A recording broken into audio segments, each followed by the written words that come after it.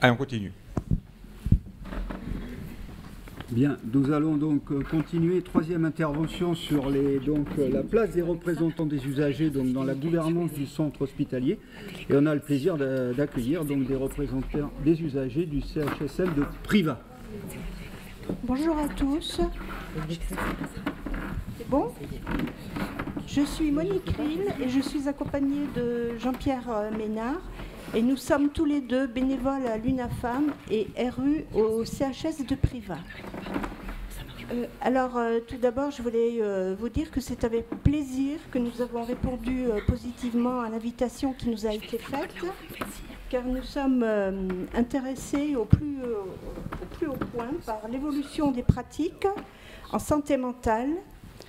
Et pour cela, nous allons vous en parler plus précisément de l'évolution de la place qui nous est réservée au sein des établissements de santé en partageant notre expérience au sein du CHSM de Privas.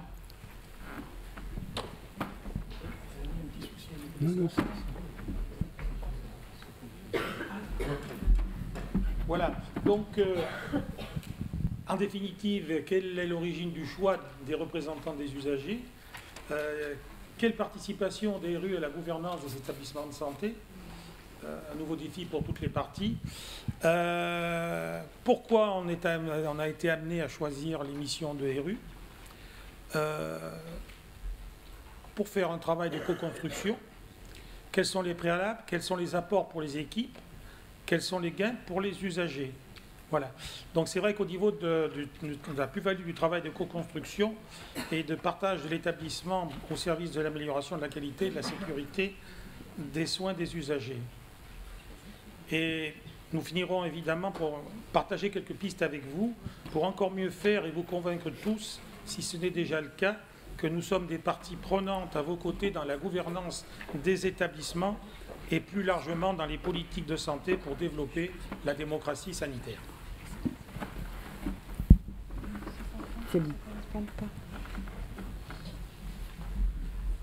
Notre intervention donc vise à échanger sur l'évolution de la place des RU comme partie prenante dans la gouvernance du système de santé. Et les RU sont présents dans tous les établissements sanitaires et médico-sociaux. Mais la présentation d'aujourd'hui n'a pas vocation à retracer l'historique des textes sur l'organisation du système de santé et l'intégration des RU depuis les lois de 2002, ni même de développer tout leur rôle.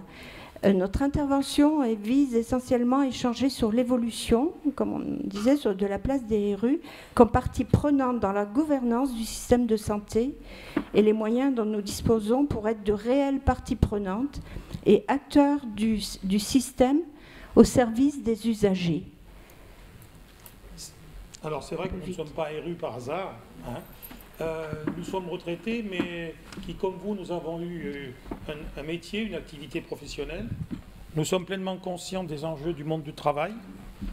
Nous sommes sensibilisés aux situations que vivent les patients et ou leurs familles, parce que nous en faisons l'expérience à titre personnel, comme l'indiquait précédemment Marie-Jeanne Richard.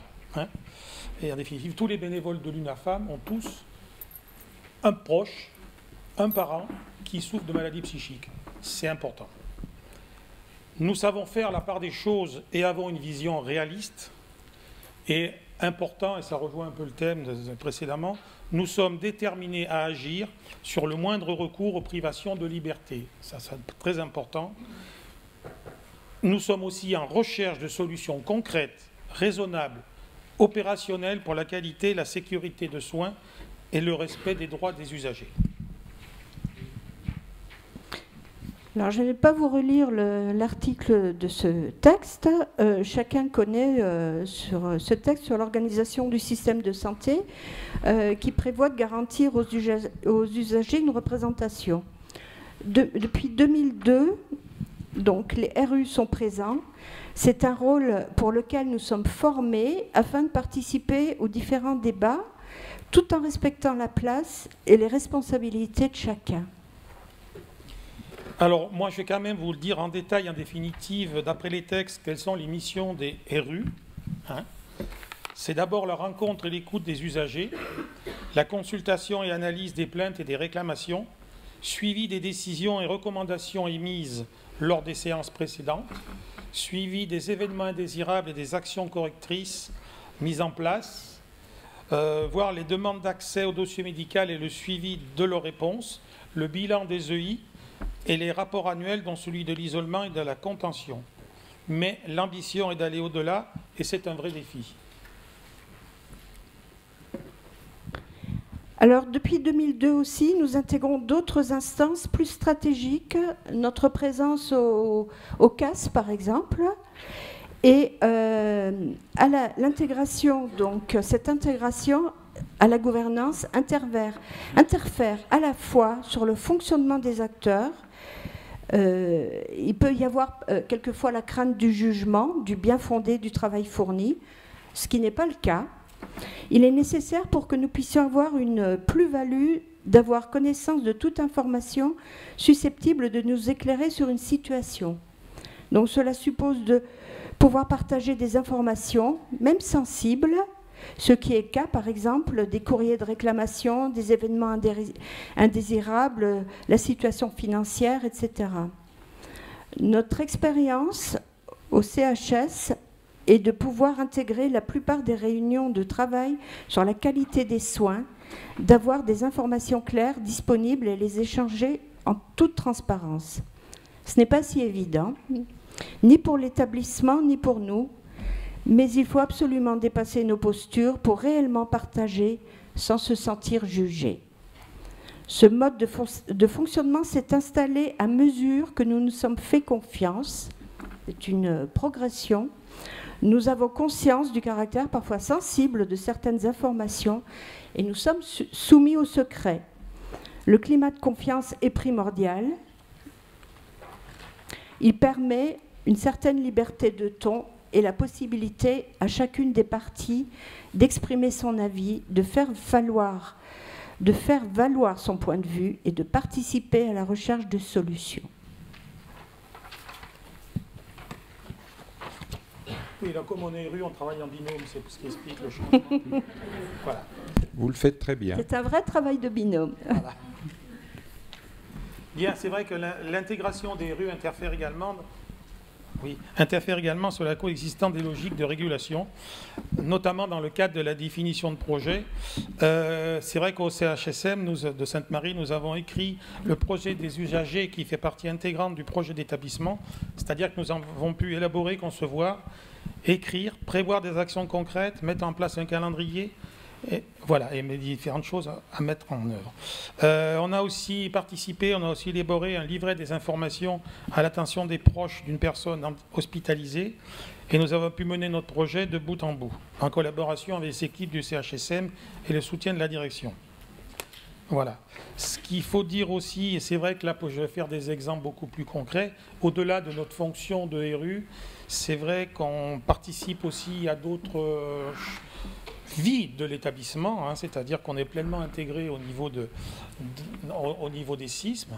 Copil, c'est vrai que dernièrement, et c'est un peu d'actualité, on a eu l'agréable surprise d'avoir été invité au Copil qui est en train de mettre en place au CHSM Sainte-Marie les chambres d'apaisement. Donc c'est quelque chose de très important et ça a commencé terre à terre, c'est-à-dire quels sont les fournisseurs qui proposent l'immobilier spécifique, pourquoi c'est immobilier, etc., aux réflexions qui sont menées, qui ne sont pas finies, voilà comment les équipes vont pouvoir travailler, accueillir les personnes, etc. Donc c'est quelque chose d'important et c'est vrai que ce qui est important aussi, c'est que je pense qu'on se fait mutuellement confiance, nous et les équipes de Sainte-Marie, ça me paraît important. Voilà un petit peu ce que... alors c'est vrai qu'on a fait d'autres actions, j'en ai peut-être oublié quelques-unes, mais c'est vrai que ça me paraît important. Et je pense que la place des rues va devenir de plus en plus importante, non seulement par rapport à... D'ailleurs, je crois que c'est inscrit dans les textes, Marie-Jeanne Richard, par rapport à... que les CDU seront plus intégrés encore dans ces choses-là. Voilà un petit peu ce qu'on veut dire par rapport à ça. Oui. Alors, quel apport pour les équipes? Ça, c'est vrai, c'est important aussi. Se concentrer sur la pertinence des actions et l'évaluation des résultats. bénéficier de l'avis d'un tiers, en parenthèse, nous érus, et d'une vision contradictoire, disposer de personnes en capacité à conduire des médiations avec les familles et désamorcer les conflits. Hein, c'est vrai que c'est parmi les choses que l'on fait. On participe également aux médiations, hein, entre l'établissement et les personnes, les familles, voilà, qui ne sont pas d'accord sur différentes choses ou qui ne comprennent pas certaines choses. Hein. De pouvoir compter sur des nouveaux acteurs qui poursuivent le même but auprès des patients, qui peuvent s'impliquer dans les groupes de travail et participer activement aux actions d'amélioration en qualité en part de partie prenante. Voilà, partager les difficultés, bien évidemment, les enjeux, les freins et bénéficier de conseils de suggestions. Voilà, pour pouvoir valoriser le travail effectué et partager les réussites. Voilà. Les préalables. Ah, on va conclure alors. Voilà.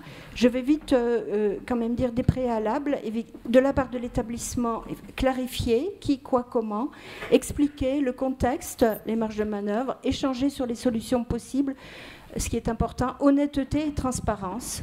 Voilà. Et de notre part, du non-jugement, la participation active, une posture constructive. Et j'ai envie d'ajouter, ne pas oublier le devoir de réserve qui est important.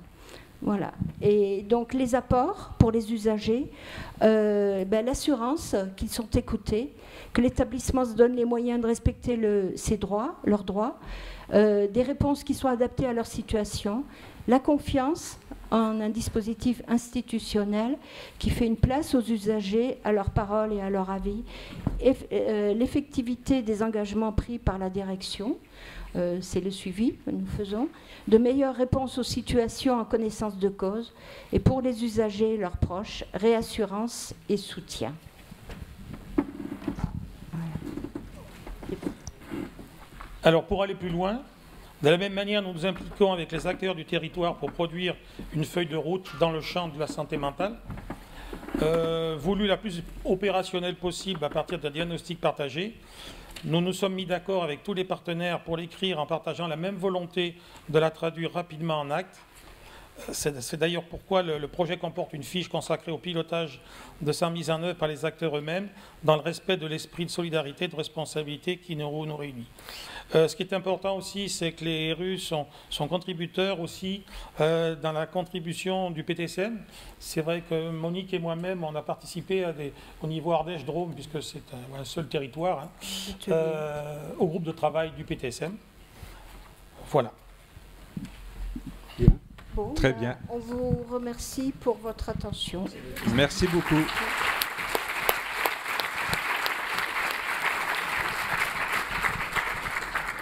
Je pense que RU, ça doit dire retraite ultérieure. J'ai du mal à vous imaginer retraités tous les deux avec Alors, tout ça. Pour les futurs retraités, quand on est en retraite, on a plus d'activité que quand on est au travail. Donc c'est simplement pour vous préparer à... Y a-t-il une ou deux questions dans la salle? En haut, oui. Oui.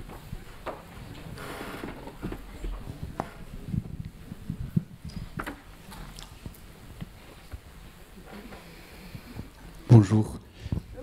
Pierre Kivitz, médecin psychiatre à Rodez. Faut-il et comment favoriser la participation des usagers à la représentation des usagers? Et quel rôle vous pourriez jouer? Ou jouez-vous déjà d'ailleurs?